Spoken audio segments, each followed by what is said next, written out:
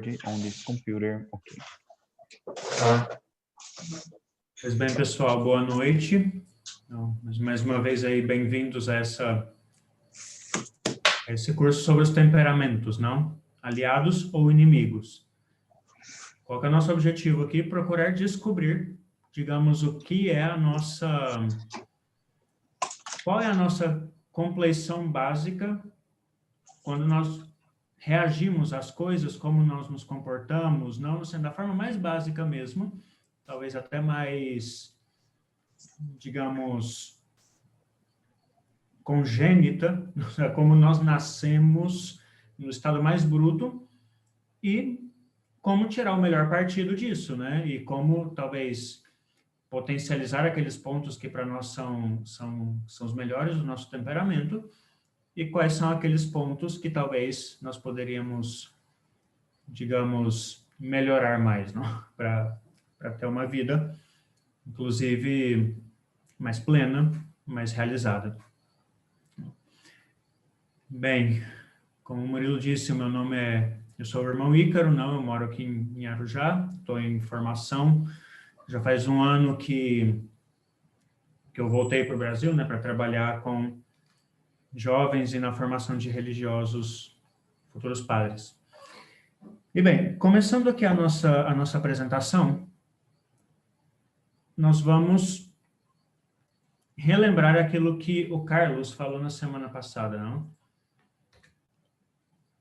Ou seja, o primeiro tópico no dia 11 de novembro, na quarta passada, foi o que foram os temperamentos, um pouco a origem do termo, da classificação, a história, de onde veio, e os principais conceitos. Hoje nós vamos falar sobre 2 dos temperamentos.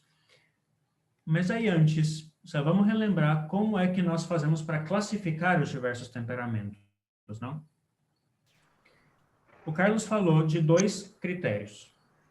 Primeiro critério, a emotividade. Se nós falamos assim do mundo físico, digamos que dentro do que se tem de positivo no mundo físico, talvez uma das coisas mais positivas é o calor, né? Que você mede, vai subindo e bem. Se você aplica isso na pessoa,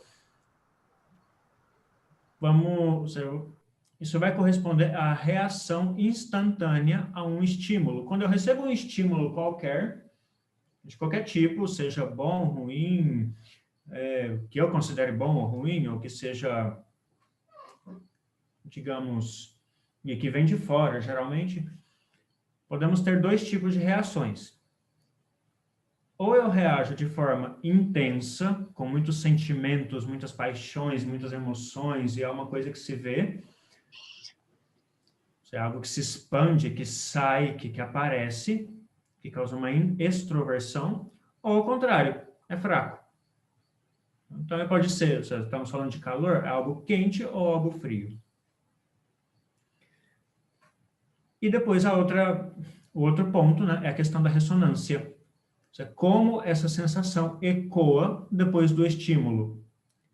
Então, o estímulo ele pode ter sido fraco ou intenso, mas, sendo fraco ou intenso, ele pode ficar pouco tempo em mim, ou ele pode ficar muito tempo. Isso que nós associamos à umidade, né? Pensemos na umidade na água como algo flexível, como algo que pode mudar de forma muito fácil e que, ao mesmo tempo, também não preserva a sua forma por muito tempo. E aquilo que não tem água preserva a forma por muito tempo, né? Então, aqui nós temos as diversas combinações. Se eu tenho uma emotividade muito intensa e uma ressonância muito intensa, eu tenho um temperamento muito quente, com pouca água, fogo. Porém, se a ressonância é pouco intensa, tenho pouca água, mas é frio, terra, melancólico, em oposição ao colérico. E depois nós temos os 2 temperamentos que têm uma, digamos, ressonância muito fraca, ou seja, os estímulos permanecem por muito pouco tempo, mas que pode ser, bem, os gregos falavam que o ar era quente, né? Mas, bem, o sanguíneo, ele é muito extrovertido, mas essas emoções, elas permanecem pouco tempo, E o fleumático, a ressonância nem permanece muito e a emotividade ainda mais é fraca. Hoje nós vamos falar dos dois temperamentos de cima, o colérico e o sanguíneo. Ou seja, os dois temperamentos muito emotivos, muito extroversos. Não? E vamos começar com qual temperamento? O colérico. Bem, quem era o colérico?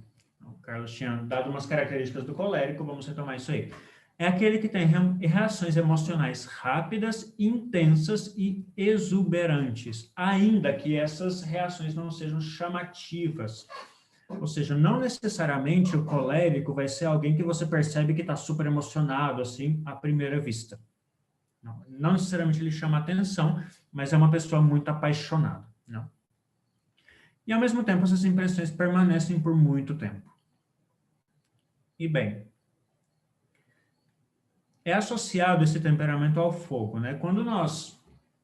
Essa aqui está aqui nós temos uma representação do elemento fogo, uma representação alegórica, né? Simbólica.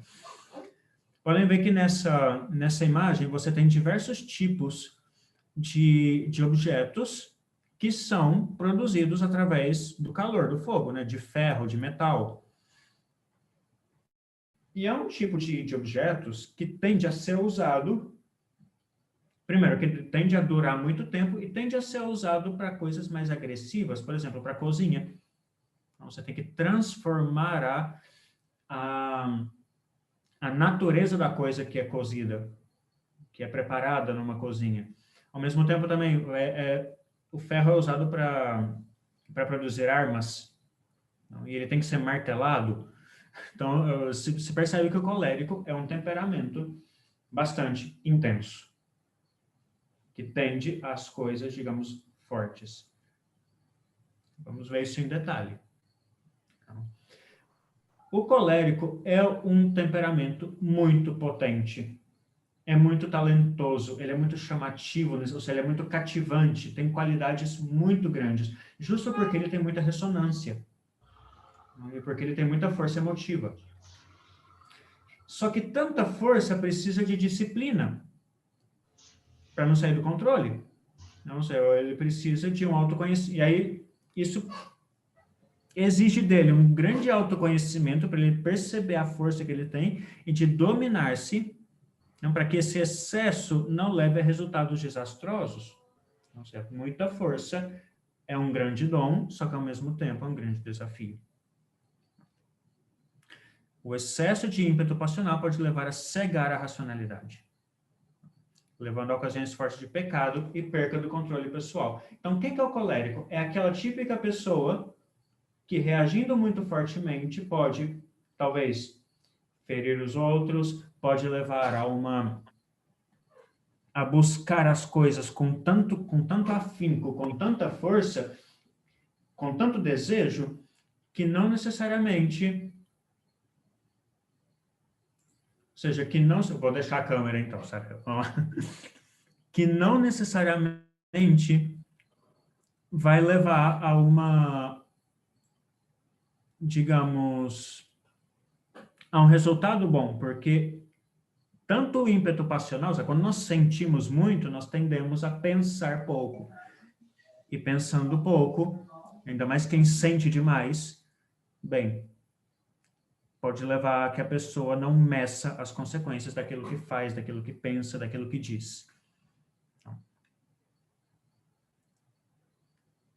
Aqui uma coisa muito importante, que todos levem em conta, né? Porque aqui a primeira tendência que todo mundo pode ter é falar assim, eu não sou colérico, né? Ou eu sinto que eu não sou colérico, então é isso que eu vou esperar que chegue no meu temperamento para dizer, para que o irmão diga aquilo que eu tenho que corrigir, ou aquilo que eu sou, né? Bem, a essa primeira tendência, vamos dizer assim, afastemos um pouquinho, porque todo mundo tem a tendência a sentir. A diferença é que uns temperamentos têm mais tendência, mas todo mundo sente, todo mundo tem a tendência a, em algum momento da vida, ainda mais quando gosta muito das coisas ou quando é algo muito sensível, a perder a racionalidade. Então, aquilo que eu estou dizendo aqui para o colérico vale para todo mundo. Vale até para o fleumático, vale para o melancólico, vale para todo mundo. Então, qual que é digamos, o ponto de vista que eu estou dizendo aqui? É o ponto de vista de alguém que precisa mais. Só que, você que está me ouvindo aí agora, que não é colérico, escute. E se você percebe que tende, de vez em quando, a ter isso aí na sua vida, veja também quais são os métodos, os meios para se corrigir. Não? E aí o segundo período, não ficar olhando só para os outros, né? Isso aí serviria tanto para aquele meu amigo, para aquele meu primo, para minha vizinha, para quem seja, né? Não, isso aí serve para você. Para você saber lidar com ele, mas ao mesmo tempo para saber lidar com você mesmo. Comigo mesmo. Não, tudo isso aqui, eu, irmão Ícaro, tenho também o meu temperamento, né? Mas isso que serve para mim também. Bem, continuamos no colérico aqui então, né? Que, lembremos, o colérico, ele tem a tendência a um pouco cegar-se porque sente muito. Bem, para frente. Portanto, qual que é o defeito dominante do colérico? É o orgulho.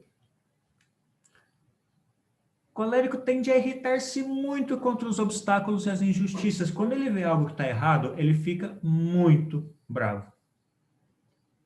E, ao mesmo tempo, ele sabe na hora o que tem que corrigir. Eu vou pensar naquela pessoa, né, que sempre sabe qual que é defeito e sempre sabe o que precisa ser feito para tirar o defeito, né? E é muito bom isso, né? Uma pessoa que tem capacidade de perceber os problemas e encontrar soluções. Qual que é o problema? Ele sempre acha que o defeito está fora. O defeito sempre são as coisas, o defeito sempre são os outros. Nunca é ele. Ele tem uma dificuldade tremenda de olhar para si mesmo e enxergar-se como parte do problema. Então, o colérico deixa de ver o mundo com objetividade e transparência e começa a ver o mundo de forma subjetiva e opaca, ou seja, enxerga tudo através do próprio juízo. Então, coléricos, cuidado. Os que não são coléricos, cuidado também, para não ser orgulhosos. Não. E como que eu educo isso? O que eu faço? Primeira coisa, virtude da mansidão. Ou seja, o colérico não tem que renunciar à própria energia, mas tem que domar essa energia. Ok? A energia não é algo ruim, é algo bom. Só tem que canalizar para o lado certo. Portanto, conter-se para evitar julgamentos apressados e conclusões injustas. Então, que o típico assim, você viu a coisa, viu o problema, viu algo que poderia estar mal e já diz, é porque tal, esse é esse, isso, é um preguiçoso, é um chato, é um charlatão, é um mentiroso, é tudo. Não. Mas calma, quem disse, porque justo, né? Veio o estímulo, veio o impulso, percebeu que, bem, acha que percebeu alguma coisa, aí ainda mais fica por muito tempo a ressonância, né, o estímulo, então já começa a julgar e já dizer tudo e aí pronto. Né? Não, cuidado, mansidão. Segura o cavalo. E aí, o segundo meio, um exame de consciência. Criar a capacidade de analisar as próprias ações para encontrar a própria culpa nos problemas, né? Porque geralmente aquilo ao que nós tendemos a reagir de forma muito violenta é porque geralmente nos afeta. E aí, qual poderia ser a minha parte de culpa no problema? Vamos pensar aqui no problema com as pessoas, problemas de relações, problemas de amizade, uns relacionamentos afetivos nossos, um namoro com os pais. Mas também, ainda que eu não tenha muita coisa a ver com a coisa que eu achei, que eu quero corrigir, será que não sou eu que julgo demais? Será que não sou eu que estou prestando atenção demais nas coisas? Será que não sou eu que estou dando importância demais? Encontrar a minha culpa no problema. E aí, segunda coisa, fazer o esforço para não me justificar, né? Aí eu percebo assim, talvez sim, eu tenho culpa, né? Talvez fui eu que quebrei o vaso de vidro. Não me justifico, ou seja, não ficar jogando a culpa nos outros, não tem... porque além do mais o colérico tende a isso. Como ele é orgulhoso, ele vai se justificar sempre para que ele fique sempre o bonitão da coisa, né? Não, o errado é você, o errado, você é uma... Talvez ele não vai dizer isso, porque isso também é feio de dizer, ele não vai querer, né, dizer nem para ele mesmo essa coisa, né? Mas costuma ser um tipo de atitude que o colérico pode ter e que todos nós podemos ter, né? Então, para educar o excesso de orgulho, o excesso de energia, esses dois meios principais, mansidão e exame de consciência. Vamos detalhar um pouco mais. O colérico, ele tende a liderar, porque como ele tem muitos dons, ele sabe muito, ele percebe muita coisa, ele tende a querer pegar a bandeirinha e ir para frente e levar todo mundo para frente, né? Só que ele tem que reconhecer que ele é limitado. Não. Tem que reconhecer que ele não vai conseguir liderar tudo, todo mundo, de qualquer forma, em todo momento. O que ele precisa aprender, então, para bem liderar? Deixar-se transformar, buscar a verdade de si mesmo diante da misericórdia de Deus. O colérico tem que lembrar que ele é falho também, que ele também tem defeito. E como que ele vai fazer isso, né? Não é ficar aí indo atrás de tudo, é reservar o tempo de qualidade para a meditação pessoal, para ele perceber o que é o bem verdadeiro que ele precisa, como ele poderia trabalhar para o bem dos outros, porque trabalhando para o bem dos outros, ele vai conseguir o bem dele também. Ou seja, para ser líder, primeiro, deixar se transformar pelo outro, vendo que o outro também tem uma contribuição para dar para ele. E aí essa humildade que vai em contra do orgulho colérico, né? Ou seja, deixar a fixação pelas próprias ideias, opiniões, projetos, tudo isso. Não dissimular as próprias faltas, não ficar justificando-se. Reconhecer a própria imperfeição para não ficar criticando os outros, porque se ele se sabe imperfeito, ele vai ser mais capaz de perdoar os outros. E aí escutemos a palavra de Cristo, né? Quem quiser ser o primeiro, que seja o último de todos. Portanto, coléricos, aqui de plantão, se você quer resolver o mundo, comece resolvendo a você mesmo. Também, melancólicos, fleumáticos, sanguíneos, resolvam-se a si mesmos antes de resolver os outros. E coléricos, por suposto. Quem dissimula suas faltas não há de prosperar. Quem as confessa e as detesta, obtém misericórdia. Como não é bom você ver uma pessoa que admite que está errada? É bom, né? O colérico tem tendência a nunca admitir que está errado. Então, admita que está errado, você vai ser o melhor líder por isso. Você vai conseguir melhor que você quer se você se mostra vulnerável. Bem? São Francisco de Sales é famosíssimo na vida espiritual porque ele era colérico. Muito colérico. Só que é engraçado, porque todo mundo conhecia ele já no fim da vida como o santo da mansidão, da humildade, né? Muito calmo. Porque ele trabalhou tanto o caráter dele que ninguém achava que ele era colérico, as pessoas achavam que ele era fleumático, justo o contrário. E quando ele morreu, e foram fazer a autópsia, encontraram uma quantidade enorme de pedras no fígado dele, não sei, porque ele se controlou tanto para não explodir em cima dos outros, que isso se percebeu no corpo dele. E embaixo da mesa dele estava arranhado completamente. Você imagina as ranhuras assim embaixo da mesa, porque era a tentativa dele de se controlar, dele fazer uma morte dessa coisa que era desordenada, que afastava ele do reto juízo sobre os outros, essa mortificação. Como nós podemos fazer isso? Nós, que somos coléricos, né? Mortificar ativamente a ira, inclinando-nos para a doçura. Então, toda vez que eu tiver aquela vontade de sair, sei lá, né, explodindo com todo mundo, tentar ser doce, né? Porque a irritação gera um coração orgulhoso, só que a mansidão gera um coração humilde. Quem é orgulhoso quer fazer tudo segundo a própria vontade, e é isso que o colérico, no fundo, fundo, fundo, quer. Então, ele quer que as coisas sejam conforme a visão dele. Mas ele não é dono das coisas, precisa lembrar que as contrariedades, os problemas fazem parte da vida.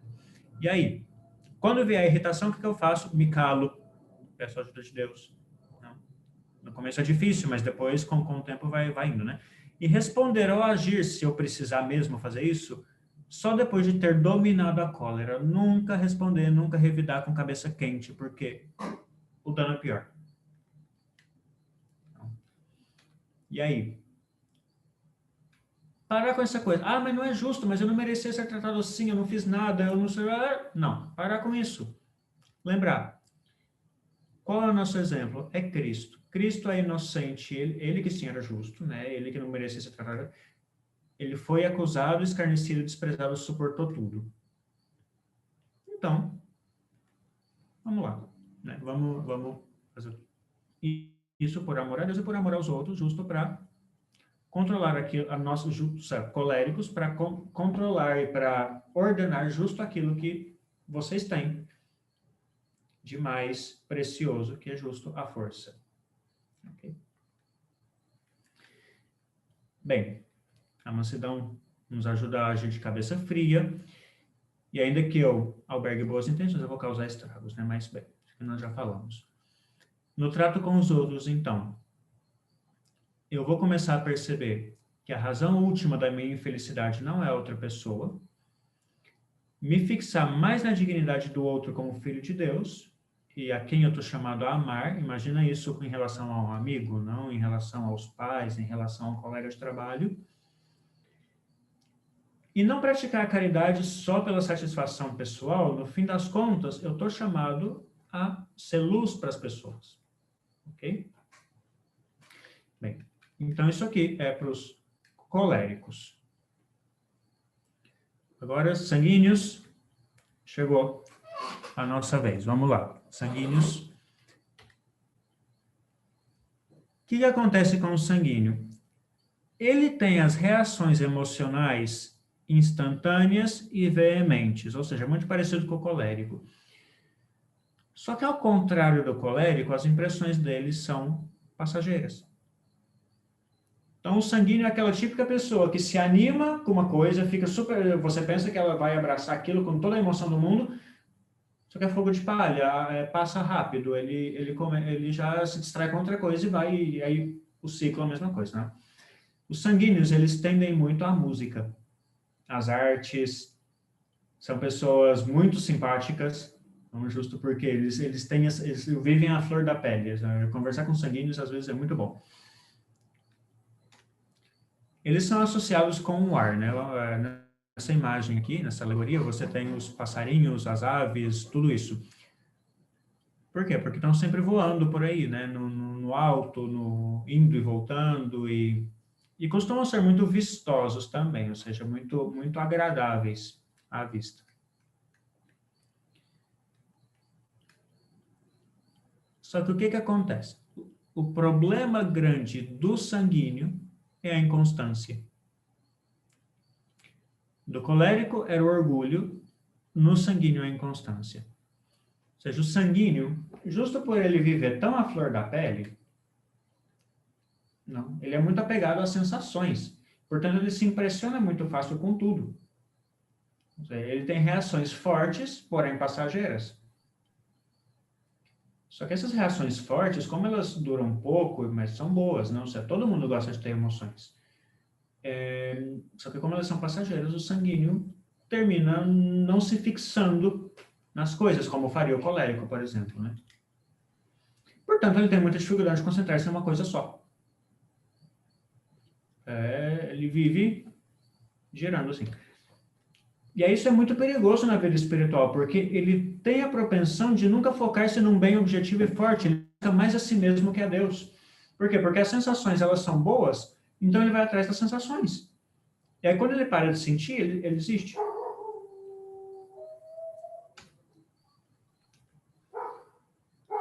E aí, o que pode virar a vida do sanguíneo?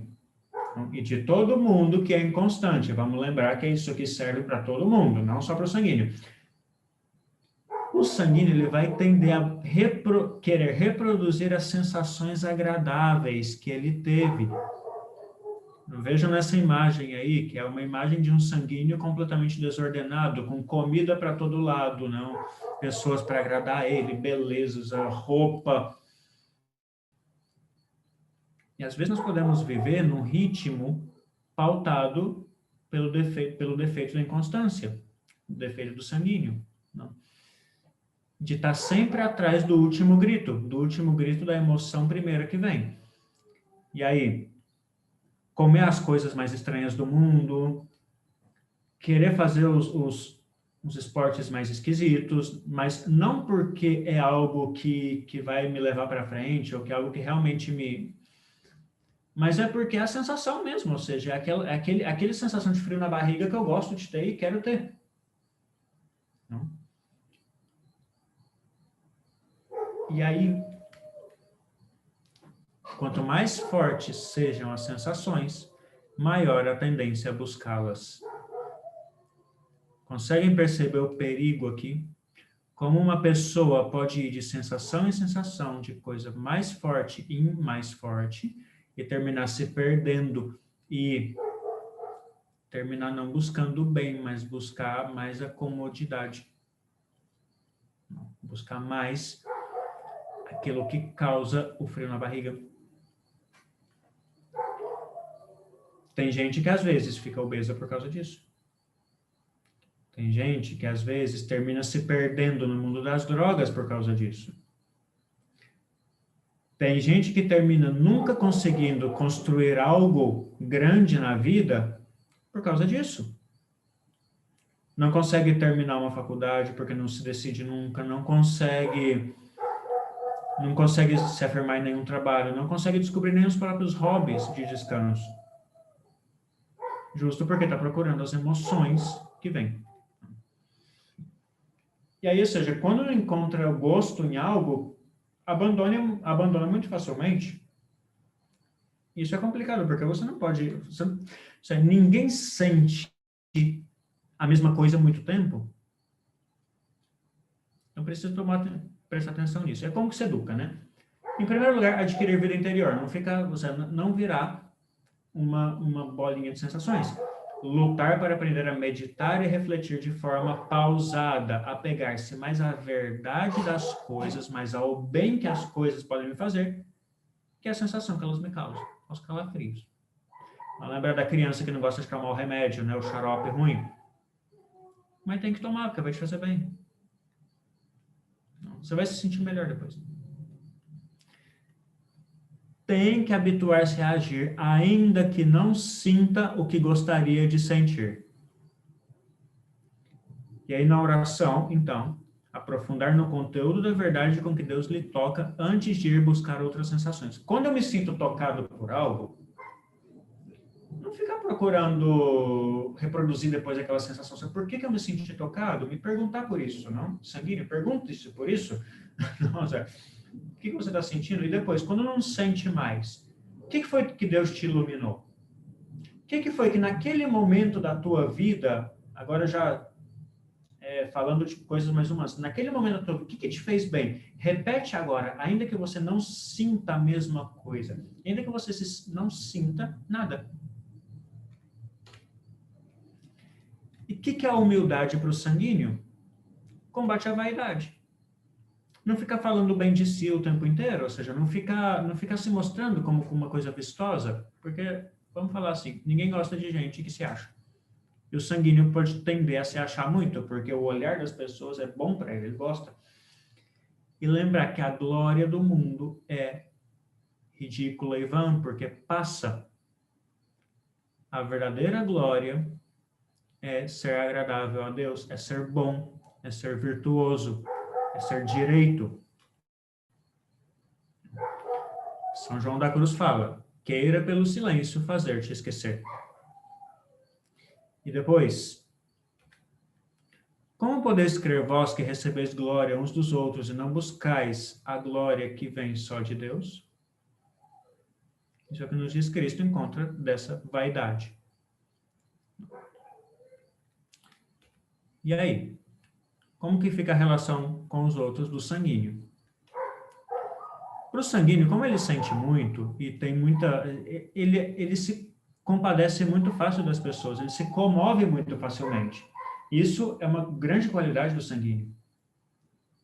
Ele tem essa capacidade de se identificar com a outra pessoa.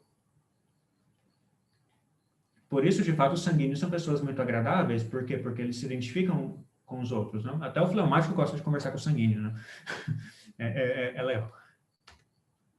Só que cuidado para não cair no ativismo imoderado. A santidade não consiste só nas obras externas, não só naquilo que é visível e vistoso, mas também naquilo que é escondido.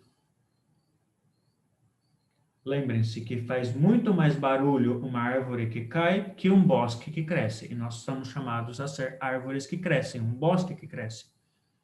Porque de barulho você já tem muito, não? É o que Jesus falava aqui nessa cena aqui. É aquela história, né, que está Jesus na casa de Lázaro e tem as duas irmãs. A Marta, sanguínea, andando para tudo quanto é lado com um monte de coisas. E a Maria, melancólica, escutando Jesus o tempo inteiro. E aí, o que Jesus diz? Marta, Marta, escolhe a melhor parte. Escolhe aquilo que não é simplesmente a correria, a quantidade de coisas. Nisso não está a perfeição. A perfeição está no bem, no escutar a verdade, não no se preocupar com o outro completamente. E não praticar as obras para ser visto e elogiado pelos outros.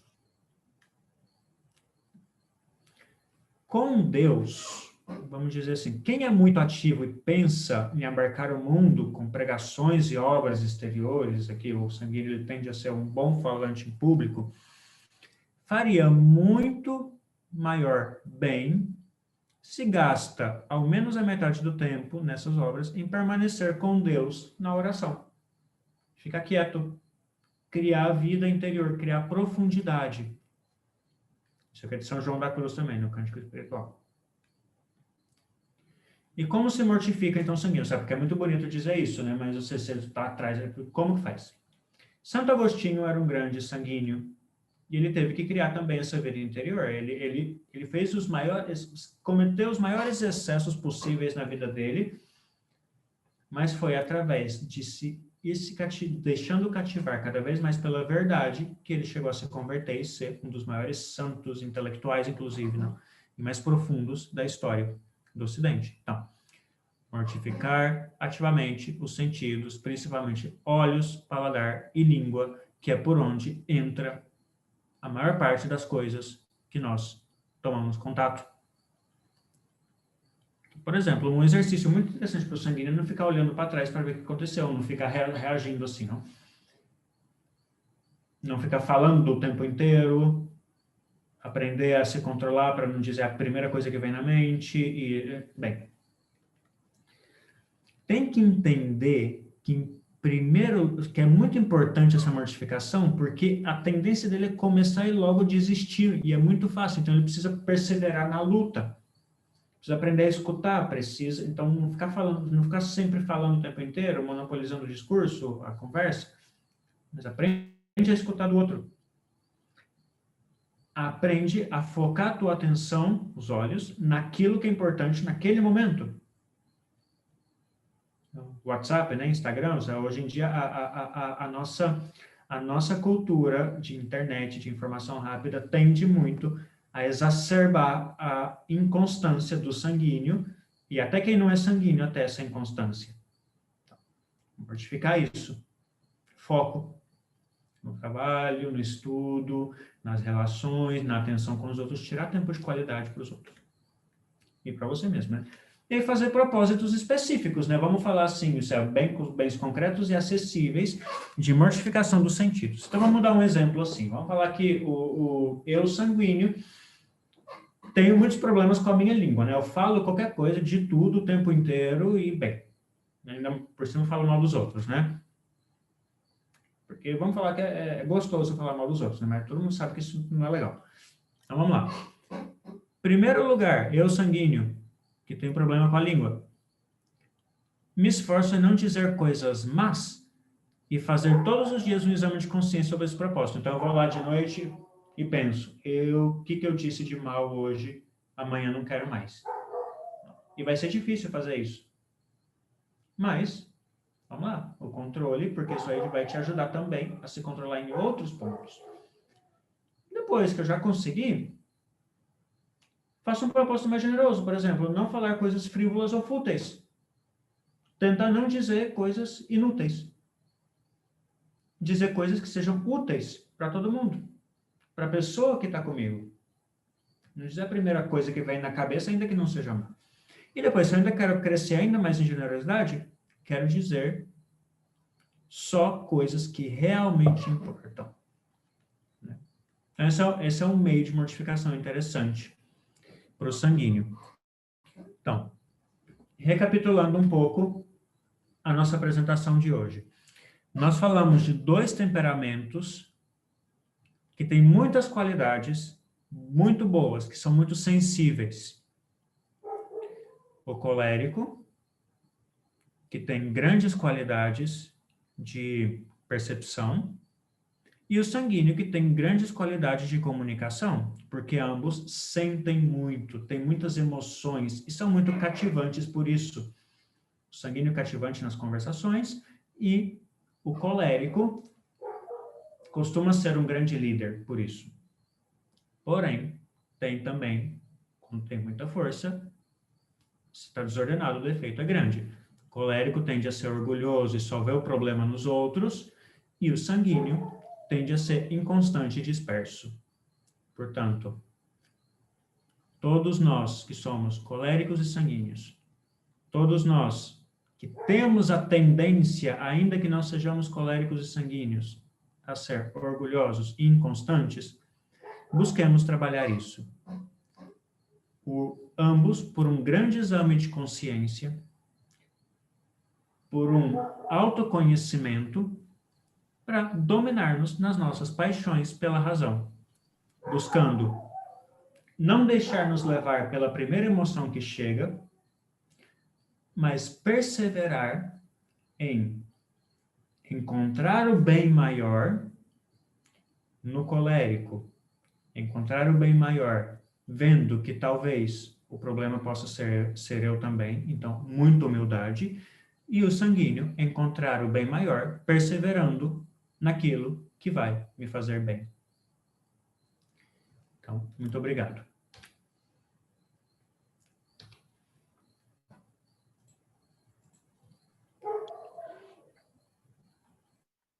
Excelente, irmão.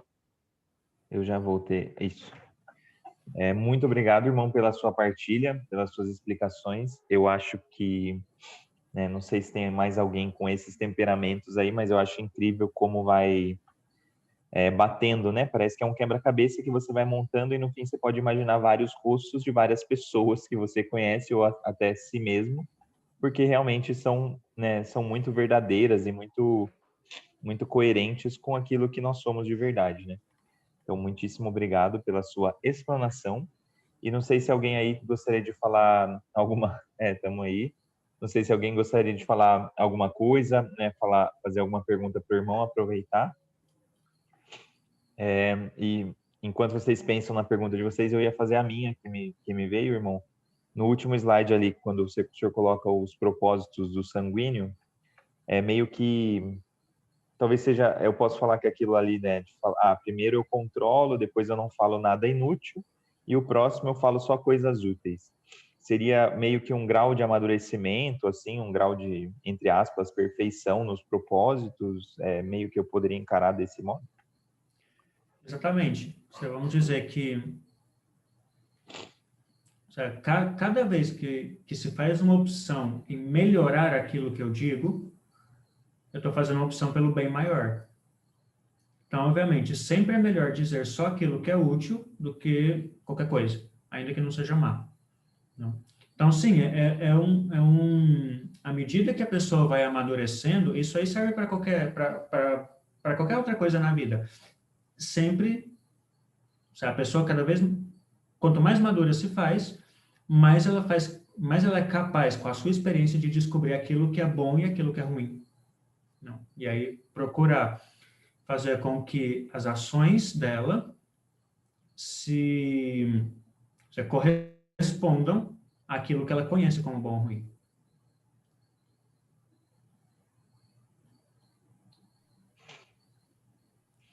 Mas Irmão, alguém... desculpa, você poderia elaborar um pouquinho mais sobre o que seria uma coisa útil? Sei lá, a gente tem várias conversas de dia a dia que às vezes a gente fala um negócio meio aleatório porque, vi esse vídeo aqui no YouTube que é engraçado, ou sei lá. Eu tenho a impressão que isso não seria algo negativo, ou enfim. Estou meio em dúvida com que é útil. Então, o problema é que a utilidade, ela sempre depende do contexto e do interlocutor que você tem. Então, por exemplo, se eu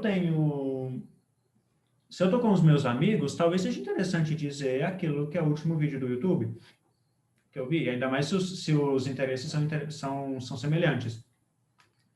Agora, se eu estou com o meu chefe, não. Não necessariamente. Não.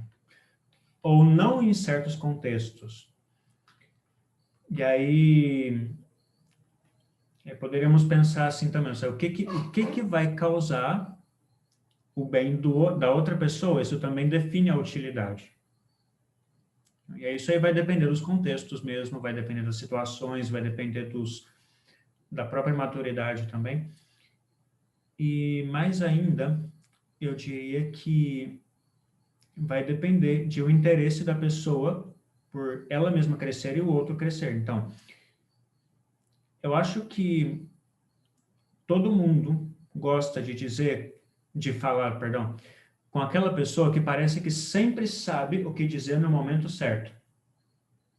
Então, ela sabe fazer brincadeira quando tem que brincar, ela sabe falar sério quando tem que falar sério.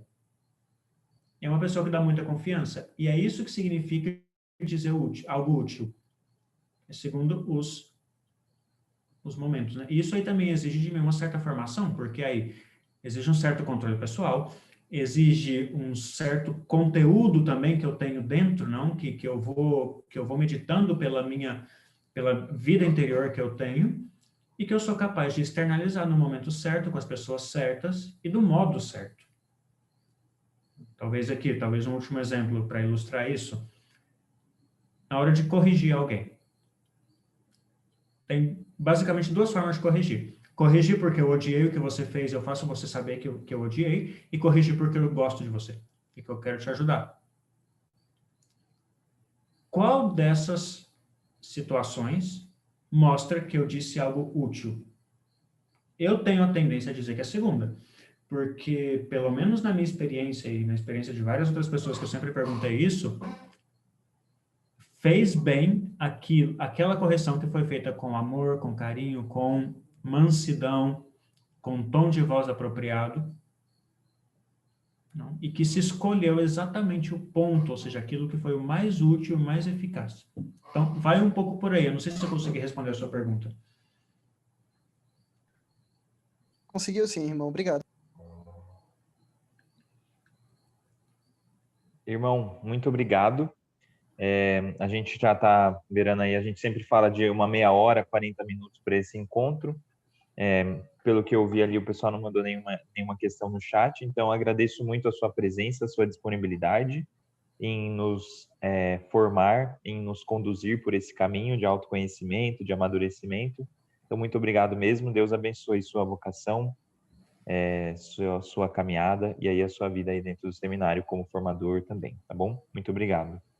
E aviso para o pessoal que a gente está deixando esses vídeos, né? Os vídeos do curso, eles vão estar disponíveis no canal do Reinum Christi, que é o RC Talks, né? Que é um canal do YouTube com várias outras formações. Então a gente entrou em contato em parceria com com o pessoal do Reinum Christi de Jundiaí, São Paulo, que estava colocando esses vídeos lá.